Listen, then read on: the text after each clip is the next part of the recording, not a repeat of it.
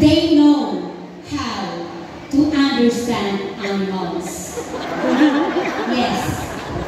Kanina, habang kumakain tayo, hayaan po ako mag-Tagalog. Kasi at least nakapunta po ako ng pier ng Maynila, isang linggo lang. Pagaling na po ako. Kanina nakita ko dun sa labas, habang kumakain tayo, may nakita akong teachers, 4 na aso ang kanyang pinapakain. Ang galing! Sabi ko, galing ng teachers ito, galing magturo, galing pang mag-connect sa aso. Sabi niya, Chuchu.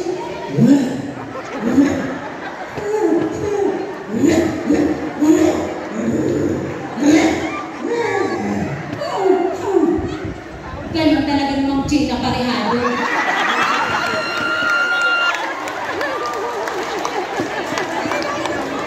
Pero alam niyo, tayong teachers, why they are our clients, it is because we connect to them. We understand the stakeholders. Ganun po tayo. Props.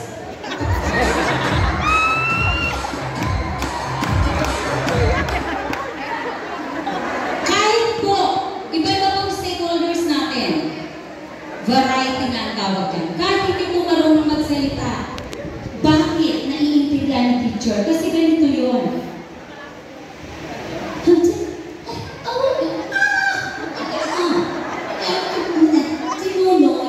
Sinunoy mo na inabsent.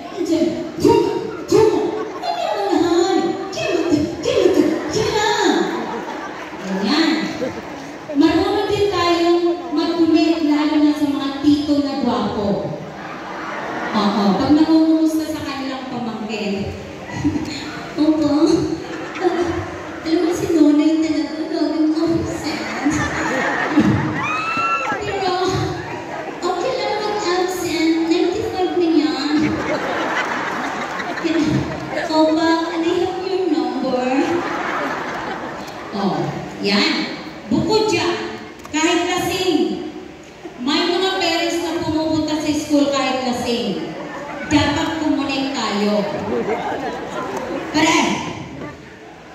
Kailan sinunoy mo? Sinunoy mo? Ina! Duwa na kasi man ang ay, sinunoy! Nunoy! Inisi! Ay, na naman! Sinunoy! Ay, sinunoy!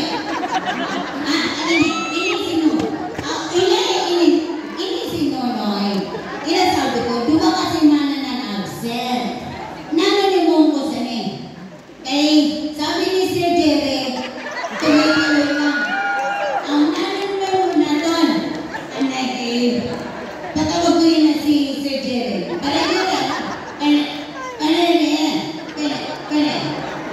Ganon tayo. Another pag mga lola ang pumupunta, lalo na lola yung guardian. Paano? Sayawan natin. Kahit ano, para lang maintindihan nila tayo, magkaroon ba ng koneksyon?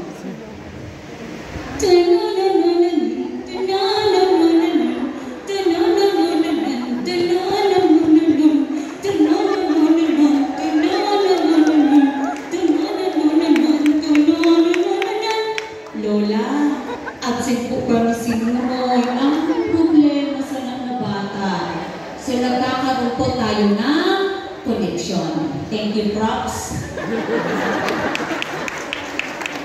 Bago po ako magtapos, muli ko pong inaapila that I graduated with flying colors. Pero nung pumasa po ako sa PRC, 75. Sabi ko, hindi pwede to. Nag-apila ako sa PRC. Noong una, 12 years na ngayon, noong una sabi ko, baka na-overlook. Binalik sa akin after a year. Sumulat ulit ako, tinerog ko pa nga kay Sheena makaalay. Sabi ko, dear PRC, baka na-misplace. Pero bumalik ulit isang taon. Apila pa rin ako, 12 years na ngayon. Sabi ko, baka po na-misconception lang nung rating ni